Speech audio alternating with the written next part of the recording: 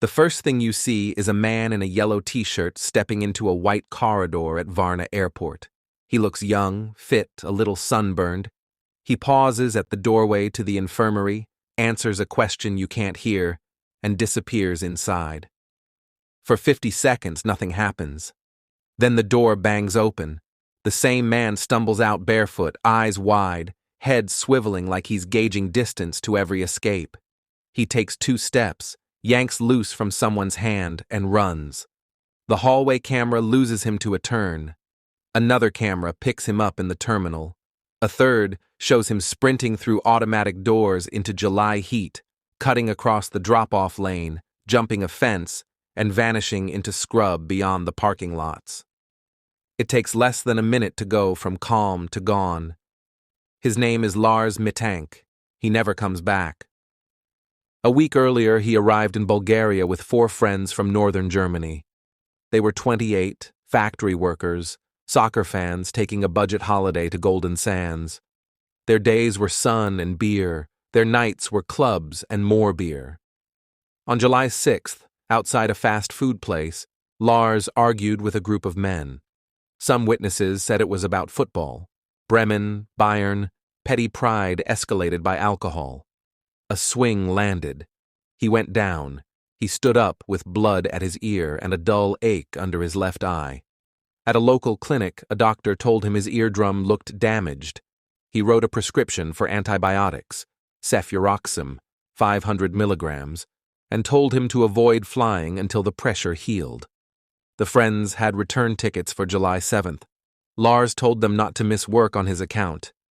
He would stay 1 extra night, see a specialist in the morning, and follow a later flight home.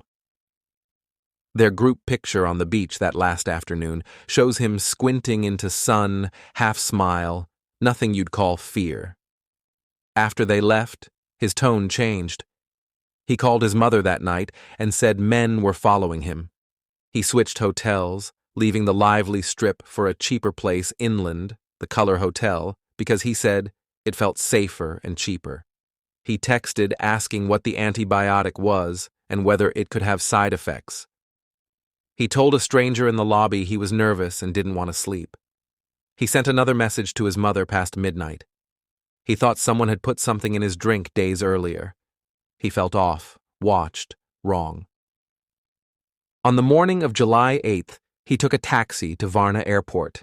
He went to the medical office first, as advised. The doctor examined his ear and agreed. Not ready for takeoff.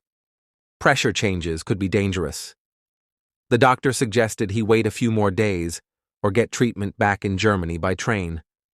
While they talked, a man in work overalls, airport maintenance by most accounts, stepped into the doorway. Lars's expression flipped like a switch. He stood up hard enough to knock a chair into the wall. "I don't want to die here," he said in German, loud enough to be remembered later. "I have to get out." He shoved through the door before anyone could catch his arm. Outside, heat pressed off the tarmac, and the taxi rank shimmered. He ran across the pickup zone, past small trees planted in square beds, through a lot full of compact cars. He climbed a fence and dropped into scrub that led toward a field and the thin tree line beyond. A security camera lost him behind a bus. Airport police followed to the fence, asked where he'd gone, pointed at the grass like someone pointing at the sea. In the terminal, a suitcase, his, sat with a boarding pass for a flight he would not take. Inside were clothes, a wallet with cash, a passport, and a phone.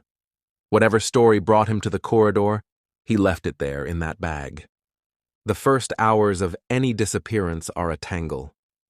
Airport police checked the bathrooms and storage closets. They drove the perimeter roads, peered into ditches, asked questions everyone answered with shrugs. A call went to city police. A missing person report went to the German consulate. In Itzehoe, his mother's phone rang and kept ringing. She told them about the fight, about the ear, about the calls that sounded paranoid but not like him. She said he was afraid of some men he wouldn't name, and that he had asked her to cancel his credit card. When she called his phone again, it rang out and then went to voicemail. Varna is a port city that runs up against its airport on one side and fields and small farms on the other. After the fence, the ground breaks into brush and sand, then slopes toward an old industrial area and a thin stand of trees. Workers in that area later reported seeing a man moving fast, ducking behind piles of materials, bare feet flashing white. A truck driver said a tall German came from the trees, asked for the highway, then stepped back like he'd changed his mind. None of it led to a name and a still body. None of it led to Lars. At home, his family did what families do when distance is the enemy. They called journalists and private search groups. They shared the airport video, the yellow shirt, the sudden turn of speed, with anyone who would publish it. The clip drew millions of views in Germany and then across Europe. Comment sections filled with strangers who felt they had seen enough to solve it. Some said it was drugs, that someone slipped him something, and the paranoia was chemical. Others said concussion, that the blow outside the fast food place had twisted his brain just enough to tip perception into terror. A few said what his mother feared, that he had been followed, that the fear had a real face, and that face had found him beyond the cameras. Police ran the standard lines. They searched drainage channels. They walked half-abandoned lots with sticks to tap brush and listen for sound that wasn't wind. They asked hospitals and morgues for unidentified patients and bodies. German investigators checked his accounts and found no new withdrawals. His phone stayed dark. The friends who'd flown home sat with detectives and played back their last days with him in short scenes. Beach, beer, a joke, a night on the strip, a fight that felt normal until it wasn't. They said he had been worried after it, but not like this. They said if he had been able to call, he would have. Days turned to weeks. Theories multiplied in the space where facts should have been. A fisherman claimed he saw a man on the shore, staring at the horizon alone, tall and blond. Someone said he'd been working odd jobs in a neighboring country. Another person swore he'd been begging in a capital city a year later. Each tip went into a folder. Each time, when police put feet on the ground to check, the man turned out to be someone else. The airport video made every slim, fair, anxious stranger into Lars for a heartbeat. The family came to Bulgaria and walked the path he had run in heat that made the scrub smell like dust and salt. They put up posters in German, English, and Bulgarian with a picture that made him look both exactly as he was and like a model of any other young man on any other beach. They spoke to local TV, eyes red from sleep, lost to hope. They went to the Color Hotel, to the clinic, to the fast food place, as if mapping the week could summon him back. Then they did the strangest thing any family learns to do. They went home without him, because life insists on continuing even when it feels like it should stop. Years thinned the search without ending it.